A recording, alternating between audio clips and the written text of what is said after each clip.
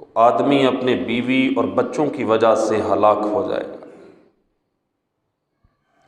اگر بیوی بچے نہ ہوئے تو والدین اسے ہلاک کر دیں گے، اگر والدین بھی نہ ہوئے تو رشتہ دار ہلاک کر دیں گے، رشتہ دار نہ ہوئے تو پھر پڑوسیوں کی وجہ سے ہلاک ہو جائے گا۔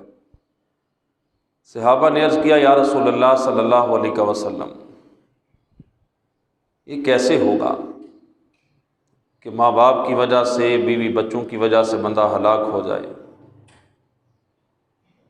تو نبی پاک صلی اللہ تعالی وسلم نے فرمایا کہ وہ اسے تنگی معیشت پر اور شرم دلائیں گے، اس وقت وہ اپنے آپ کو ہلاکت کی جگہوں میں لے جائے گا۔ ان مردوں کے لیے اس میں سیکھنے کی بہت سی چیزیں ہیں، اور عورتوں کے لیے بھی، کہ جو معاشرے کی باتیں سن کر اپنی تھوڑی روزی، چھوٹے کاروبار اور تھوڑی آمدنی کے گلے شکوے کرتے ہوئے، چھوٹے مکان کے بارے میں گلے شکوے کرتے ہوئے، چھوٹی سواریوں کے بارے میں گلے شکوے کرتے ہیں، یہ سارے گلے شکوے کر کرا کے بندہ پھر حرام کی طرف بڑھتا ہے، بچوں کی فرمائشیں پوری کرنے کے لیے، بیوی کی فرمائشیں پوری کرنے کے لیے، گھر والوں کے طعنے سنتا ہے، بندہ پھر ذہنی اذیت اور مایوسی کا شکار ہو جاتا ہے۔ اسے کچھ سمجھ نہیں آ رہا ہوتا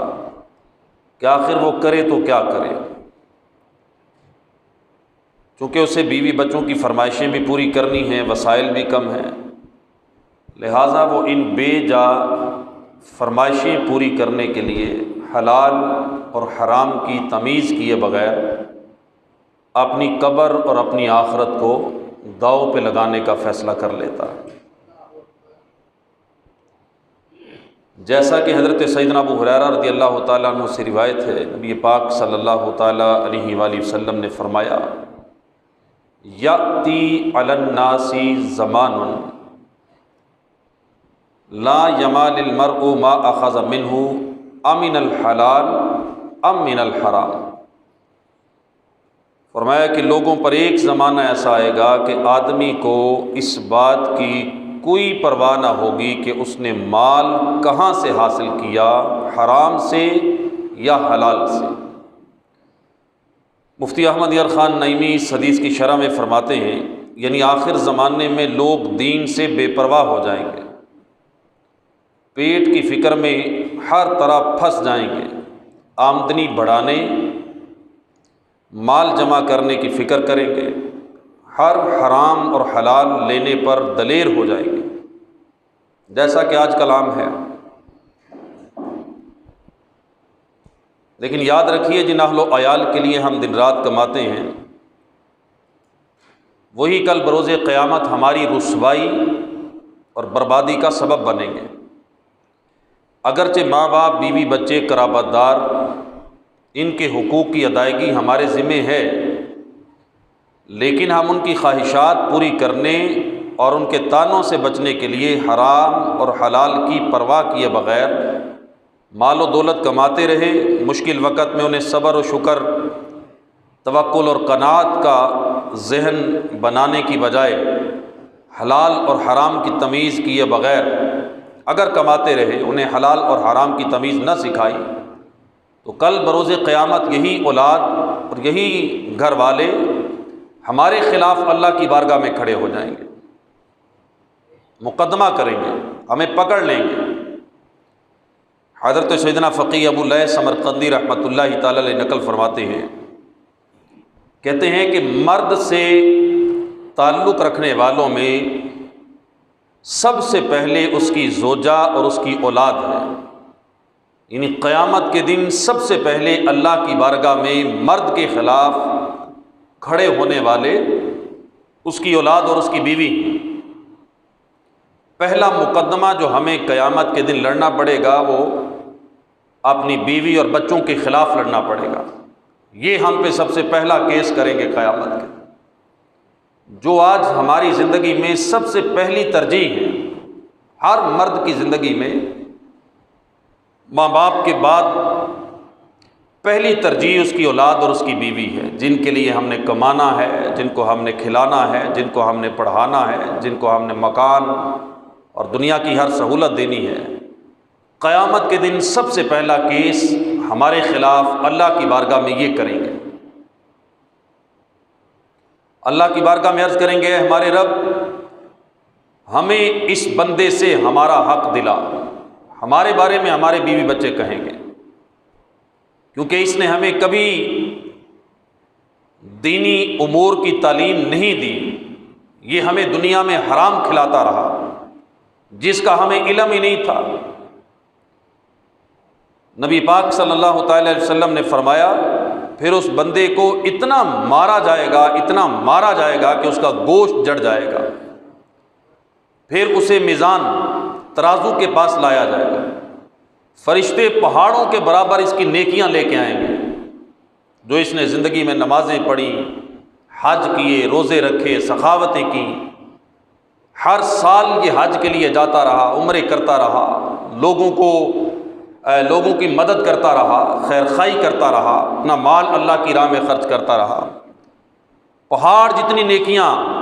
یہ جو تہجد گزاریاں کرتا رہا، راتوں کو جاگ جاگ کے اللہ کی عبادت کرتا رہا، پہاڑ جتنی نیکیاں فرشتے لے کر آئیں گے۔ جب ان کو ترازو میں رکھنے لگیں گے تو اس کے بال بچوں میں سے ایک آگے آ کے کہے گا میری نیکیاں کم ہیں، تو وہ اس کی نیکیوں میں لے لے گا، پھر دوسرا آ کر کہے گا کہ تو نے مجھے سود کھلایا تھا، وہ بھی اس کی نیکیوں میں لے لے گا۔ اس طرح باری باری اس کے گھر والے آئیں گے اور آ کے اس مرد سے کہیں گے کہ تو نے دنیا میں ہمارے ساتھ یہ کیا وہ کیا، سارے اس کی نیکیاں لے جائیں گے۔ وہ بندہ اپنے اہل و عیال کی طرف سے رنج اور مایوسی سے دیکھ کر کہے گا اب میری گردن پر وہ گناہ رہ گئے ہیں جو میں نے تمہارے لیے کیے تھے۔ مال کس کے لیے کمایا؟ بیوی بچوں کے لیے۔ حرام کام کس کے لیے کیے؟ بیوی بچوں کے لیے۔ سود خوری کے کاروبار، رشوت، لین دین، دھوکہ، فراڈ جن کے لیے کیا دنیا میں، یہی قیامت کے دن بندے کی نیکیاں لے گئے۔ اب یہ کہے گا کہ میرے اوپر تو بس وہ گناہ رہ گئے جو میں نے تمہارے لیے کیے تھے۔ فرشتے کہیں گے یہ وہ بد نصیب انسان ہے جس کی نیکیاں اس کے گھر والے لے گئے اور یہ گھر والوں کی وجہ سے جہنم میں جانے کا حقدار بن گیا۔ تو غور کیجئے اس بندے کی بد نصیبی کا کیا عالم ہوگا جس نے دنیا میں نیکیاں بھی کی، نمازیں بھی پڑھی، روزے بھی رکھے، عبادتیں بھی کی، ریاضتیں بھی کی، راتوں کو جاگتا بھی رہا، مسجدوں میں ڈیرے بھی لگائے، بس یہ کہ وہ اپنے گھر والوں کو حلال حرام کی تمیز نہیں سکھا سکا، وہ اپنے بیوی بچوں کی دینی تربیت نہیں کر سکا، تو اس کے گھر والے قیامت کے دن اس کی نیکیاں لے جائیں گے اور یہ کنگال ہو جائے گا۔ لہذا موقع ابھی ہے، موقع کو غنیمت جانتے ہوئے خواب غفلت سے بیدار ہو جائیے، اللہ اور اس کے پیارے حبیب صلی اللہ تعالی وسلم کی فرما برداری کرتے ہوئے اپنی اولاد اور جتنے لوگ ہماری کفالت میں ہیں ان کی دنیاوی تعلیم اور تربیت پر توجہ دینے کی بجائے ان کی جتنی ہو سکتی ہے دینی تعلیم اور تربیت پر توجہ دی جائے۔ ان کو حلال اور حرام کی تمیز سکھانا ہمارا سب سے پہلا فرض ہے۔ ان کو نماز، روزہ، قرآن یہ چیزیں سکھانا ہمارا سب سے پہلا فرض ہے۔ یہ قیامت کے دن اللہ کی بارگاہ میں یہی مقدمہ پیش کریں گے کہ پروردگار اس بندے نے دنیا کے اندر ہمیں سب کچھ سکھایا لیکن نہیں سکھایا تو تیرا دین نہیں سکھایا۔ یہ تو قیامت کا منظر ہے۔ یہ نظارے تو ہمیں دنیا میں بھی دیکھنے کو ملتے ہی ہیں کہ جس باپ نے ساری زندگی حلال حرام کی پرواہ کیے بغیر جس اولاد کو پال پوس کر بڑا کیا، جس کو جوان کیا، جس کی خاطر اس نے خون پسینہ بہایا، جس کی خاطر اس نے مزدوریاں کی، جس کی خاطر اس نے دن رات ایک کر دیے، جس کی خاطر اس نے اپنے بال سفید کر لیے، جس کی خاطر اس نے اپنی کمر دوری کر لی، صرف یہ کہ اس کی دنیا بہتر ہو جائے، یہ دنیاوی طور پر کسی منصب پر پہنچ جائے، یہ دنیاوی اعتبار سے کوئی بہت بڑی ڈگری لے کر کسی بہت بڑی پوسٹ پر پہنچ جائے، باپ ساری زندگی یہ کوششیں کرتا رہا، سارے نظارے آپ کے سامنے ہیں، پھر وہی اولاد جس کے لیے باپ نے اپنی زندگی داؤ پہ لگائی، اپنی جوانی گال دی، بڑھاپے کے قریب آن پہنچا یا بوڑھا ہو گیا، آج وہ اولاد جس کو اس نے دنیا کے ہر اچھے سے اچھے گر سکھائے، تعلیم دی، دنیاوی تربیت کی، پیسہ کمانے کا طریقہ سکھایا، آج جب وہ اولاد جوان ہوتی ہے، پھر اسی باپ کو اس اولاد سے ہزار شکوے ہیں، ہزار شکایتیں ہیں، پھر وہی باپ اپنی اولاد کی وجہ سے پریشان ہے، پھر وہی باپ بڑھاپے کے اندر اپنا سہارا ڈھونڈ رہا ہے۔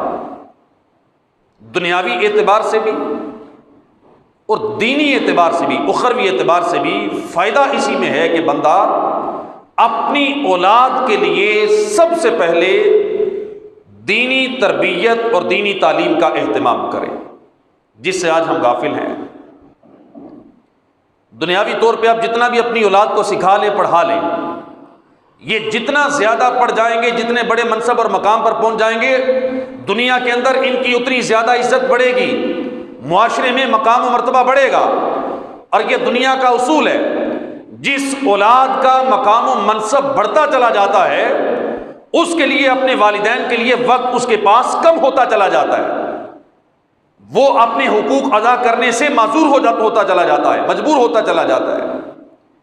اور دنیا میں کما کے، دنیا میں اپنا نام پیدا کر کے، اس چھوٹی سی زندگی میں اگر اس نے اپنا کوئی بھلا کر بھی لیا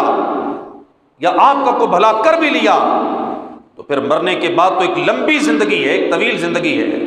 اس کے بارے میں آپ نے کیا پلان کیا ہے اور کیا سوچا ہے کہ اس میں جا کے ہماری اولاد ہمارے لیے کیا کرے گی؟ ہم مر کے قبر کے نیچے چلے گئے، پھر ہماری اولاد ہمارے لیے کیا کرے گی؟ ہمیں اگر قیامت کے دن پھنس گئے تو ہماری اولاد کیا ہمیں بچائے گی؟ میرا بیٹا میری بیٹی کام آئیں گے؟ یہ تو وہ آپ سمجھ لیں کہ گروہ ہے کہ جو قیامت کے دن سب سے پہلے ہمارے خلاف اللہ کی بارگاہ میں مقدمہ لڑنے کے لیے آئیں گے۔ سب سے پہلا مقدمہ ہماری اولاد اور ہماری بیوی ہمارے خلاف قیامت کے دن لڑے گی۔ اور کتنا بڑا دھوکہ ہے کہ جو سب سے پہلے قیامت کے دن ہمارے خلاف اپوزٹ کھڑے ہوں گے، جو سب سے بڑے دشمن قیامت کے دن ہمارے ہوں گے،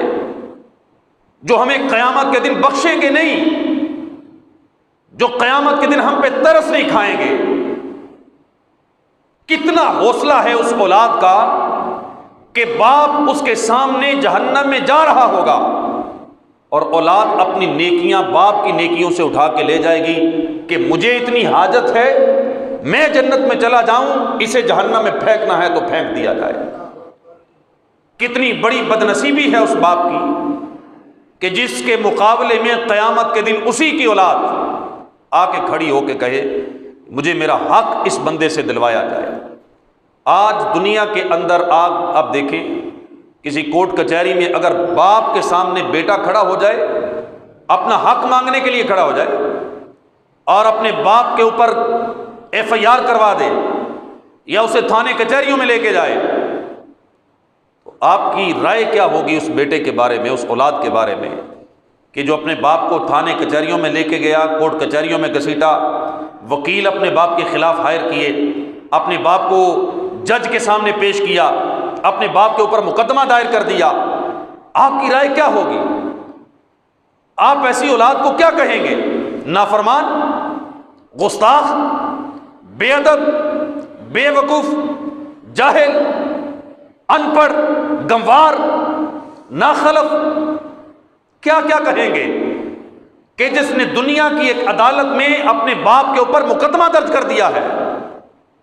اپنے باپ کے خلاف وہ کورٹ میں چلا گیا، تھانے کچہری میں چلا گیا، آپ تقریباً یہی الفاظ اس کے لیے استعمال کریں گے نا جو میں نے بولے ہیں کہ ناخلف ہے، نافرمان ہے، یہ جاہل ہے، یہ احسان فراموش ہے، یہ سارے الفاظ آپ بولیں گے۔ وہ دنیا کی ایک عدالت میں گیا ہے، جہاں سے اس کا باپ بری بھی ہو سکتا ہے، جہاں سے نکل بھی سکتا ہے، جہاں اگر اس کا باپ ہار بھی گیا تو اپنے بیٹے کی وجہ سے زیادہ جیل میں چلا جائے گا نا، زیادہ سے زیادہ اسے جیل کی ہوا کھانی پڑے گی۔ بیٹے کے بارے میں ہمارے تاثرات یہ ہیں کہ یہ ناخلف، نافرمان، گستاخ، بے ادب، احسان فراموش ہے۔ تو آپ مجھے جواب دیں، دنیا کی عدالت میں اگر باپ کے خلاف بیٹا کھڑا ہو جائے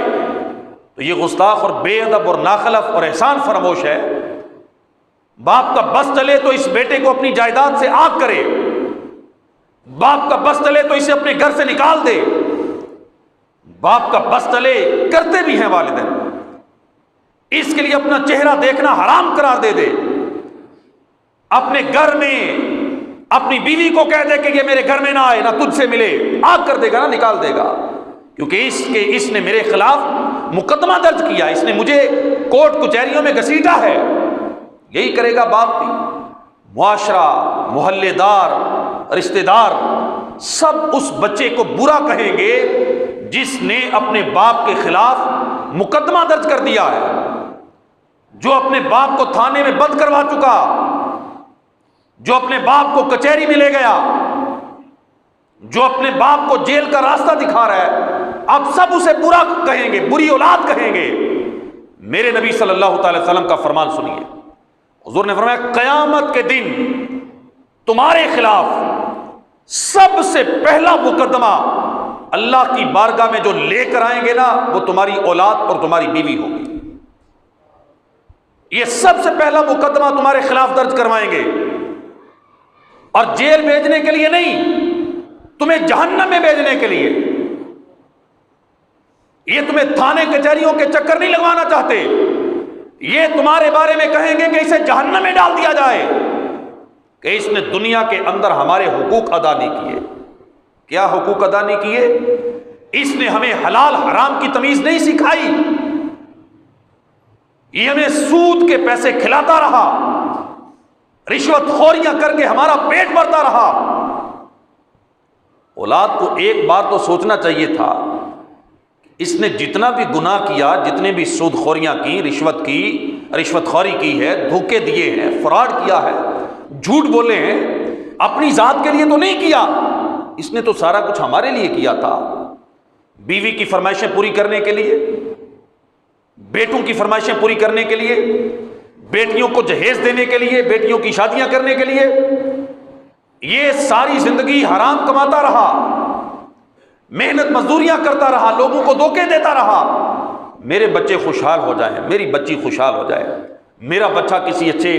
اسکول کالج میں پڑھ کے کہیں افسر لگ جائے، یہ حرام کما کما کے اپنے بچوں کو کہیں پہنچانے کے لیے کوششیں کرتا رہا۔ اور آج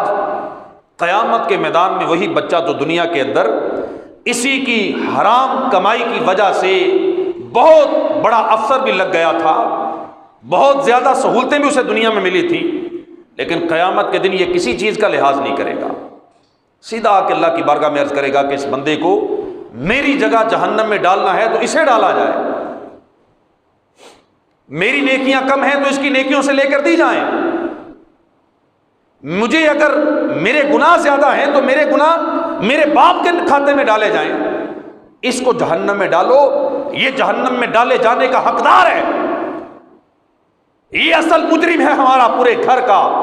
پوری فیملی کا سب سے بڑا مجرم یہ ہے، اس کو سب کی بدلے میں جہنم میں ڈالا جائے۔ بیوی بھی کہے گی، بچے بھی باری باری آ کے کہیں گے، اور بیٹیاں بھی کہیں گی، یہ سب قیامت کے دن میں یوم یفر المرء من اخیہ وامہ وابیہ وصاحبتہ وبنیہ، قیامت کے دن کا نقشہ اللہ پاک نے جو قرآن پاک میں بیان کیا ہے اس میں یہ ہے، اس دن بندے سے اس کی اولاد بھی بھاگے گی، رشتہ دار بھاگیں گے، بیٹی بھاگے گی، بیٹا بھاگے گا،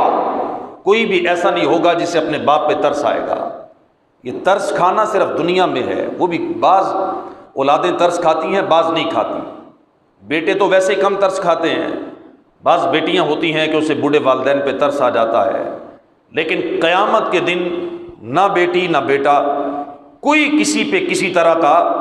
ترس نہیں کھائے گا۔ آج بیوی کی باتیں،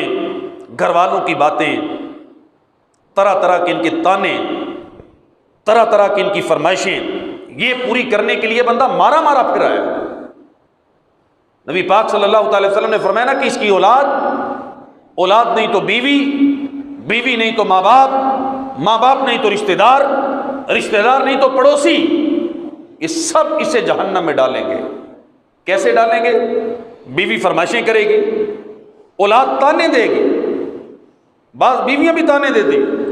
فلاں نے اتنا بڑا گھر بنا لیا، ہمارا ہے ہی نہیں، اتنی گرمی میں فلاں کے گھر میں اے سی لگا ہے، ہمارا پنکھا بھی پرانا ہو گیا، فلاں کے گھر میں یو پی ایس، فلاں کے گھر میں جنریٹر چل رہے ہیں، ہمارا یو پی ایس بھی نہیں ہے۔ یہ بیویوں کے تانے، عورتوں کے تانے، اولاد کے تانے انسان کا ذہن خراب کرتے ہیں اور انسان مجبور ہو کے حرام کی طرف جاتا ہے۔ بھئی اپنی تنخواہ میں نہ یو پی ایس آ سکتا ہے،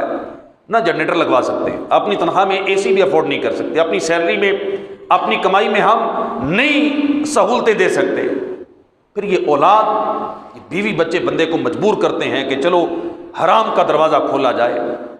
حرام کما کے ان کو یو پی ایس لگوا کے دیے جائے، جنریٹر لگا کے دیے جائیں، اے سی لگا کے دیے جائیں، ان کو ہر عید پہ 4 جوڑے بنا کے دیے جائیں، ان کے اسکولوں کی فیسیں ادا کی جائیں۔ یہ حرام کما کے بندہ جن کو پال رہا ہے نا، قیامت کے دن یہی سب سے پہلے مدعی ہوں گے، سب سے پہلا مقدمہ بندے کے خلاف یہی اللہ کی بارگاہ میں پیش کریں گے۔ نبی پاک صلی اللہ تعالی وسلم کی حدیث پاک کو سامنے رکھیے، اس بندے کی بدنصیبی کا عالم کیا ہوگا کہ جو قیامت کے دن نیکیاں لے کر آئے گا اور کنگال ہو کر جہنم میں چلا جائے گا۔ نبی پاک صلی اللہ تعالی وسلم نے اس زمانے کے بارے میں فرمایا کہ یاتی علی الناس زمان الصابر فیہم علی دینہ کالقابض علی الجمر۔ فرمایا میری امت پر ایک زمانہ ایسا بھی آئے گا کہ ان میں اپنے دین پر صبر کرنے والا ایسے ہوگا جیسے ہاتھ میں انگارہ پکڑنے والا ہو۔ دین پر صبر کرنا اتنا مشکل ہو جائے گا جتنا ہاتھ میں انگارہ پکڑنا مشکل ہوتا ہے۔ دین پر عمل کرنا، دیندار بن کے رہنا، دین والی وضاقتہ بنا کے رکھنا، دین کی باتیں کرنا، گھر والوں کو دین کی تبلیغ کرنا، بیوی بچوں کو دین سکھانا، اپنے بچوں کو دیندار بنانا، اپنے بچوں کو قرآن اور دین کی تعلیم دینا، یہ اتنا مشکل ہو جائے گا کہ جیسے ہاتھ میں انگارہ پکڑنا مشکل ہوتا ہے۔ آج اب دیکھیں نبی پاک صلی اللہ تعالی وسلم کی حدیث بالکل سچی ہے، ہماری آنکھوں کے سامنے ہے کہ دین پر چلنا اتنا ہی مشکل ہے جتنا نبی پاک صلی اللہ تعالی وسلم نے ارشاد فرمایا۔ دین پر چلنے کی وجہ سے کیا دین پر چلنے والوں کو تانے نہیں سننے پڑتے؟ ایک نوجوان کلین شیوڈ ہو، وہ جب نیت کر لیتا ہے کہ میں ایک مٹھی داڑھی رکھوں گا، جب وہ ایک مٹھی داڑھی رکھتا ہے تو کیا اسے اپنے یار دوستوں سے، فیملی سے، اپنے رشتہ داروں سے تانے نہیں سننے پڑتے؟ باتیں نہیں سننی پڑتی؟ ایک فیملی ہے کہ جہاں ہر بچہ مہنگے سے مہنگے اسکول میں تعلیم حاصل کر رہا ہے، وہاں آپ اٹھیں اور اپنے بیٹے کو اٹھا کے مدرسے کی چٹائیوں پہ بٹھا دیں اور قرآن پاک حفظ کرنے پہ لگا دیں، عالم دین بنانے کے لیے بٹھائیں مسجد کے اندر، تو کیا آپ کے بھائی آپ کو آ کے کہیں گے نہیں کہ تیرا دماغ خراب ہو گیا، بچے کا مستقبل خراب کر رہے ہو؟ کیا یہ تانے سننے کو نہیں ملیں گے؟ جو بندہ حرام چھوڑ کے حلال کما کے اپنے گھر میں لے کے آئے اور گھر والوں کو سہولتیں نہ دے سکے، حرام کے دروازے اس کے سامنے کھلے ہیں، اس کی ساتھ والی کرسی پہ بیٹھا ہوا بندہ جس کی سیلری سے زیادہ روزانہ حرام کی انکم ہے، وہ ساتھ والے کو سمجھاتا نہیں کہ تیرا دماغ خراب ہو گیا، کہ تو کیوں حرام والوں کو منع کرتا ہے، آنے والوں کو کیوں منع کرتا ہے؟ یہ تانے، یہ فرمائشیں اس طرح کی باتیں کہ انسان کے ذہن کو خراب کرتی ہیں۔ تو نبی پاک صلی اللہ تعالی وسلم نے اسی حدیث پاک میں ارشاد فرمایا، اور مفتی صاحب اس حدیث کی شرح میں لکھتے ہیں کہ یہ زمانہ قریب قیامت ہوگا اور اس کی ابتدا آج ہو چکی ہے۔ یہ مفتی صاحب آج سے 50 60 70 سال پہلے فرما گئے کہ اس کی ابتدا ہو گئی، کہ فی زمانہ دیندار بن کر رہنا مشکل ہے، داڑھی رکھنا، نماز کی پابندی کرنا مشکل ہو گیا، سود سے بچنا مشکل ہو گیا۔ اور مزید فرماتے ہیں کہ جیسے ہاتھ میں آگ کا انگارہ رکھنا بڑے صبر والے بندے کا کام ہے، اسی طرح اس وقت ایک مخلص اور کامل مسلمان بننا بھی بڑے صبر والے بندے کا کام ہے۔ فَإِنَّ ذَلِكَ مِنْ عَزْمِ الْأُمُورِ، ہمت والے لوگوں کا کام ہے اس دور میں دیندار بن کے اور دیندار ہو کے رہنا، مخلص ہو کے کامل مسلمان بننا اتنا ہی مشکل ہے۔ یہ اس بندے سے پوچھئے کہ جو دیندار بننا چاہتا ہے، جس کے گھر میں اس کے بیٹے اور اس کی بیٹی کی شادی ہے، وہ چاہتا ہے کہ میرے گھر میں حرام کام نہ ہو، وہ چاہتا ہے کہ میں اپنے گھر میں بینڈ باجا، میوزک، یہ مووی بنانے والے، بے پردگی، بیٹیوں کا سج سمر کے باہر نکلنا، میں یہ اپنے گھر میں نہ ہونے دوں، میں اپنے گھر میں دین نافذ کروں، رسول اللہ صلی اللہ تعالی وسلم کے بتائے ہوئے طریقے کے مطابق اپنی بیٹی کا نکاح کروں، نبی پاک صلی اللہ تعالی وسلم کی سنت کے مطابق اپنی بیٹی کو اپنے گھر سے الوداع کہوں، میں اپنے بیٹے کی شادی ویسے ہی کروں جیسے میرے نبی نے فرمایا تھا۔ اس بندے سے پوچھے کہ دین پر چلنا کتنا مشکل ہے، اس سے پوچھے کہ انگارہ ہاتھ میں پکڑنا آسان ہے یا دین پہ چلنا آسان ہے، وہ کہے گا انگارہ ہاتھ میں پکڑنا پھر بھی آسان ہے، لیکن دین پر چلنا لوگوں نے اس سے بھی زیادہ مشکل بنا دیا۔ یہ نبی پاک صلی اللہ تعالی وسلم نے فرمایا کہ لوگ تمہارے لیے دین پہ چلنا اتنا مشکل کر دیں گے، اتنا مشکل کر دیں گے کہ جتنا ہاتھ میں انگارہ پکڑنا مشکل ہوتا ہے۔ مفتی صاحب نے حدیث پاک کی شرح اپنے دور میں فرمائی تھی، اب بے باکی اور بے راہ روی کئی گنا بڑھ چکی۔ یہ بات کسی سے ڈکی چھپی نہیں کہ فی زمانہ جو عورت برقع پہن لیتی ہے، شرعی پردہ کرتی ہے، دیور اور جیٹھ کے سامنے نہیں آتی، شریعت اور سنت کے مطابق زندگی گزارنا چاہتی ہے، اس عورت کے لیے خاندان میں اس کا جینا حرام کر دیا جاتا ہے، اسے تانے دیے جاتے ہیں۔ وہ عورت جو اپنے کزن سے پردہ کرنا چاہتی ہے، کیونکہ شریعت کے اندر کزن، خالہ زاد، ماموں زاد یہ سب نامحرم ہیں، اس عورت کو تانے دیے جاتے ہیں، اس بیٹی کو پورا خاندان تانے دیتا ہے اور بڑے آرام سے کہتے ہیں یہ تمہارے بھائیوں کی طرح ہے، بھائی لگتے ہیں تمہارے۔ دیور جیٹھ کے پردے کے بارے میں نبی پاک صلی اللہ تعالی وسلم سے جب پوچھا گیا کہ کیا بھابھی اپنے دیور سے پردہ کرے گی، اللہ کے نبی نے فرمایا دیور تو موت ہے، یعنی سب سے زیادہ گناہ کا چانس ایک عورت کے لیے اس کے دیور اور جیٹھ کی طرف سے ہے، جس کو آج ہمارے معاشرے میں بڑے براڈ مائنڈڈ لوگ جو ہیں، جو اپنے آپ کو بڑے وسیع نظر، وسیع ذہن اور وسیع قلب کہتے ہیں، جو اپنے آپ کو پڑھا لکھا طبقہ شمار کرتے ہیں، وہ کہتے ہیں یہ تنگ نظری ہے کہ تم عورت کے لیے قید لگاؤ گے کہ دیور جیٹھ سے بھی پردہ کرے، کزن سے بھی پردہ کرے۔ لیکن نبی پاک صلی اللہ تعالی وسلم سے بڑا دنیا کے اندر براڈ مائنڈڈ کوئی نہیں ہو سکتا، میرے آقا صلی اللہ تعالی وسلم سے زیادہ وسیع نظر بھی کوئی نہیں ہو سکتا، میرے آقا صلی اللہ تعالی وسلم سے بڑا اور کھلا کسی کا ذہن نہیں ہو سکتا۔ میرے آقا صلی اللہ تعالی وسلم جو فرمایا یہ حق، سچ اور حق فرمایا، اور اس کے رزلٹ اور اس کے نتائج، یہ جو پڑھے لکھے اور براڈ مائنڈڈ لوگوں کا نظریہ ہے نا کہ تھوڑا ذہن وسیع کرو، اپنے ذہن کو کھولو، دل و دماغ کے تھالے کھولو، ان کے اس سوچ کا نتیجہ ہمارے سامنے ہے۔ گھروں کے اندر بد اعتمادیاں جو پیدا ہوئی، طلاق کا ریشو جو بڑھا، شوہر اپنی بیوی سے مطمئن نہیں، بیوی اپنے شوہر سے مطمئن نہیں ہے، یہ کیوں ہوا؟ یہ تب ہوا کہ جب ہم نے نبی پاک صلی اللہ تعالی وسلم کی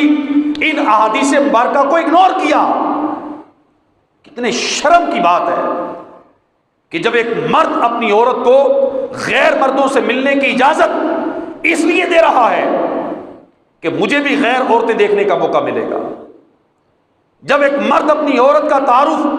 اپنے دوست کے ساتھ یہ کہہ کے کرواتا ہے کہ یہ تمہاری بھابی ہے، تو وہ دل میں خواہش رکھتا ہے کہ اب یہ بھی اپنی بیوی سے میرا تعارف کروائے کہ میں بھی اس کا کچھ لگتا ہوں۔ یہ غلیظ سوچ ہمیں مجبور کرتی ہے، ہم اپنی بیویوں کی عزتیں نیلام کرتے پھر رہے ہیں، تعارف کرواتے پھر رہے ہیں، انہیں غیر محرموں کے سامنے لے جا کے نمائش کرتے پھر رہے ہیں، صرف اس لیے کہ ہمیں بھی موقع ملے گا، ہمیں بھی اپنی نظر گندی کرنے کا موقع ملے گا۔ اور پھر ہم سمجھتے ہیں کہ ہمارے ذہن میں گندا خیال کوئی نہیں آتا، وہ نہ مرد ہے، وہ اپنی مردانگی دیکھے کہ جس کو تنہائی میں عورت کے ساتھ میل ملاپ بھی ہو، گفتگو بھی کرے، ہاتھوں میں ہاتھ بھی ڈالے اور پھر بھی کہے مجھے کچھ نہیں ہوتا۔ نبی پاک صلی اللہ تعالی وسلم نے فرمایا ایک مرد اور ایک عورت جب بھی تنہائی میں جمع ہوں گے ان کے درمیان شیطان آ کے بیٹھ جائے گا۔ شیطان پہلے مرد کو ورغلائے گا، پھر عورت کے ذہن میں ڈالے گا، گندے خیالات ڈالنا اس کا کام ہے، یہ ڈالے گا خیالات۔ یہ نبی پاک صلی اللہ تعالی وسلم کی حدیث مبارکہ ہے، اور حضور نے جو فرمایا ہے سچ فرمایا۔ اگر آپ اس سے انکار بھی کر دیں، آپ اس سے بے خبری کا اظہار بھی کر دیں، آپ اس کو ماننے سے قطعاً انکار کر دیں، تو پھر یہی کہا جائے گا کہ آپ نے آنکھیں بند کر لی ہیں۔ جس طرح وہ کبوتر بلی کو دیکھ کے آنکھیں بند کر لیتا ہے، اسے لگتا ہے کہ اب یہ مجھے نہیں کھائے گی، آنکھیں بند کر لیتا ہے کہ بلی مجھے نہیں کھائے گی۔ یہ آنکھیں بند کر لینا بلی کو اور ہوشیار کر دیتا ہے۔ اگر ہم کہتے ہیں کہ ہماری بیوی، ہماری بہن، ہماری بیٹی غیر مردوں میں آئے جائے، کزنوں کے ساتھ اٹھے بیٹھے، گھومے پھرے، کچھ نہیں ہوگا، تو یہ ہمارا آپ سمجھ لیں کہ ہم نے آنکھیں بند کر لی ہیں۔ اب جو ہوگا وہ ہم دیکھنا ہی نہیں چاہتے، اور جو ہو رہا ہے اس سے ہم چشم پوشی کر رہے ہیں۔ معاشرہ گواہ ہے، ہمارے سامنے ہے۔ آپ اگر بے خبر ہیں تو پتہ نہیں مجھے، ہم بے خبر نہیں ہیں۔ معاشرے کی تباہیاں، طلاقوں کا بڑھتا ہوا تناسب، رشتوں کے اندر بد اعتمادی، بیوی شوہر سے شاکی ہے، شوہر کو بیوی پر شک ہے،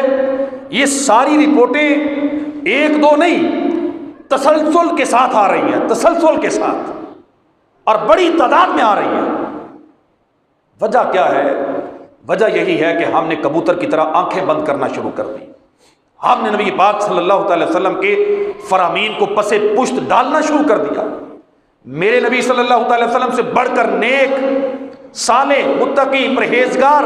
اللہ کا خوف رکھنے والا کائنات میں آیا ہی کوئی نہیں، آیا ہی کوئی نہیں ساری کائنات میں۔ لیکن میرے آقا صلی اللہ تعالی وسلم نے اپنی زندگی میں کبھی کسی نامحرم عورت کے ہاتھ میں ہاتھ نہیں دیا،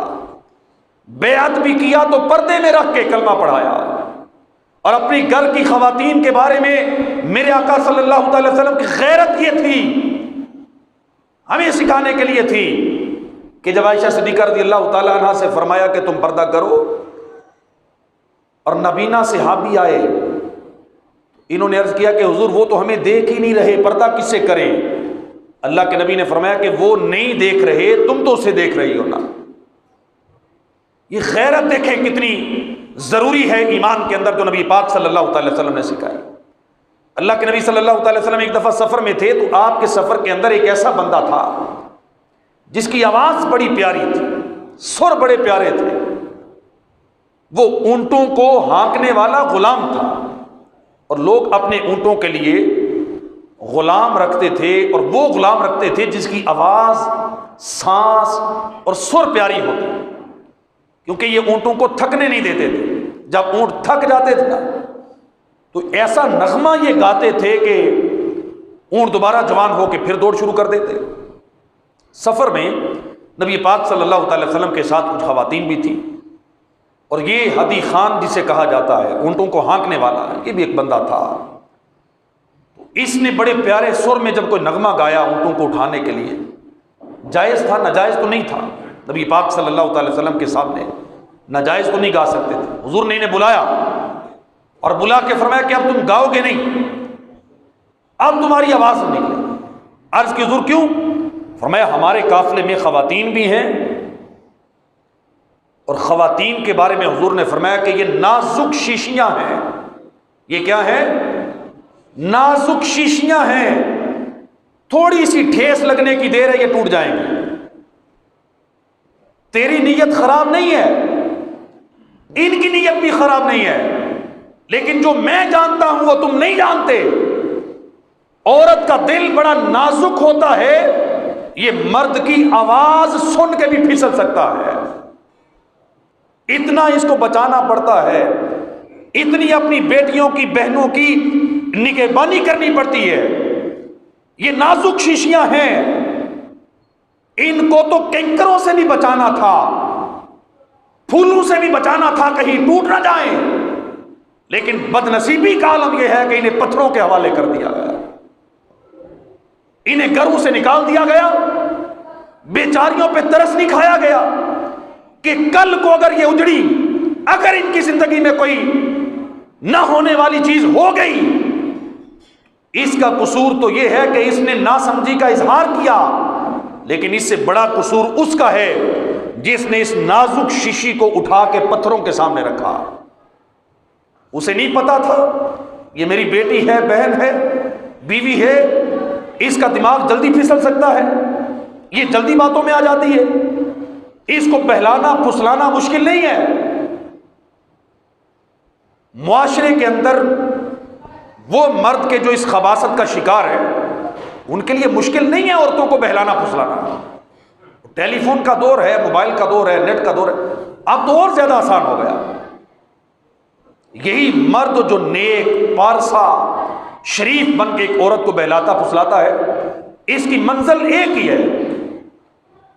کہ عورتوں کی زندگیاں برباد کر کے آگے کی طرف سفر کرنا۔ ہم کیوں نہیں ان باتوں کو سمجھ رہے؟ نبی پاک صلی اللہ تعالی وسلم ہمیں کئی سو سال پہلے سمجھا گئے کہ ان نازک شیشیوں کی اتنی حفاظت کرنی ہے کہ کسی غیر محرم مرد کی آواز بھی ان کے کانوں میں نہ پڑے، کہ یہ اس کی طرف متوجہ ہو جائیں گی، یہ اس کی طرف مائل نہ ہو جائیں۔ یہ نبی پاک صلی اللہ تعالی وسلم کی تعلیم و تربیت تو دیکھیں آپ۔ ہم کیوں پھر بے فکر ہو گئے؟ ہم کیوں اپنے گھروں پہ اس نگاہ سے کیوں توجہ نہیں دیتے؟ ہم ٹھیک ہے گھروں کے اندر شک کرنا یہ رشتوں کو خراب کرتا ہے، کسی مرد کو اپنی بیوی کے بارے میں شک نہیں کرنا چاہیے، بیوی کو مرد کے بارے میں اعتماد کی فضا گھر میں رکھنی چاہیے۔ جس رشتے کے اندر شک آ جائے گا وہ رشتہ چل نہیں سکے گا۔ شک کی دراڑ کبھی بھی تمہارے رشتے کی عمارت کو قائم نہیں رہنے دے گی۔ میں آپ سے عرض کر رہا ہوں کہ اگر آپ شکی مزاج ہیں، خدا کا واسطہ اپنے دل صاف کریں،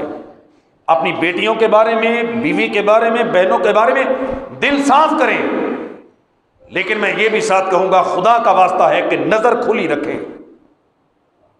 دل صاف کریں لیکن آنکھیں کھلی رکھیں۔ جو ہمارا فرض ہے وہ ہم نے ادا کرنا ہے،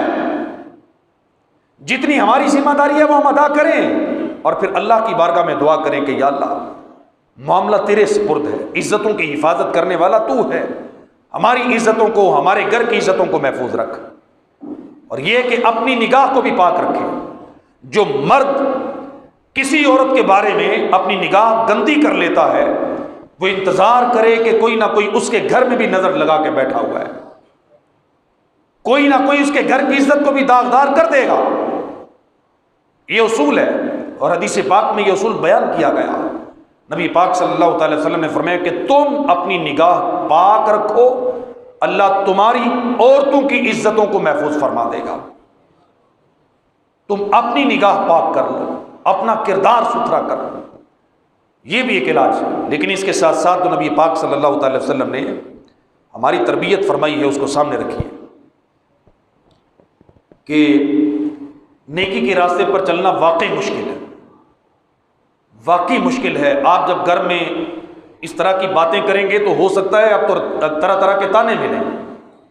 لیکن ہم نے اپنا فرض ادا کرنا ہے۔ قیامت کی نشانیوں میں یہ جو نشانی بیان کی گئی کہ یاتی علی الناس زمان الصابر فیہم علی دینہ کالقابض علی الجمر، ایک زمانہ لوگوں پر ایسا آئے گا دین پر صبر کرنے والا ہاتھ میں انگارہ پکڑنے والے کی طرح ہوگا۔ ہمت کرے، دنیا انتہائی مختصر ہے، اس کے اندر اگر ہم نبی پاک صلی اللہ تعالی وسلم کی حدیث کو سامنے رکھیں اور دین پر عمل کرنے والے بنے۔ آپ نے دیکھا ہوگا کہ جن لوگوں کو اللہ پاک دین کا شعور دے دیتا ہے، سمجھ دے دیتا ہے، جو دین پر عمل کرنے کی نیت کر لیتے ہیں نا، اللہ پاک پھر ان کے لیے راستے کھول دیتا ہے، راستے بنا دیتا ہے۔ یہ آپ نے دیکھا ہوگا، آسانیاں پیدا کر دیتا ہے۔ بعض لوگوں کو حرام کی آفر ہوتی ہے، نہیں قبول کرتے، حلال کی طرف اپنی نظر رکھتے ہیں۔ اب دیکھیں ان کی زندگی میں اللہ پاک اگرچہ مال اتنا نہیں آیا، حرام کمانے والے کی طرح اس نے بڑی کوٹھی بھی نہیں بنائی، گاڑی بھی نہیں خریدی، لیکن اللہ پاک اسے خوشحالی دے گا۔ خوشحالی نام ہے سکون کا۔ جس کے گھر کے اندر تھوڑا کما کے سکون ہے،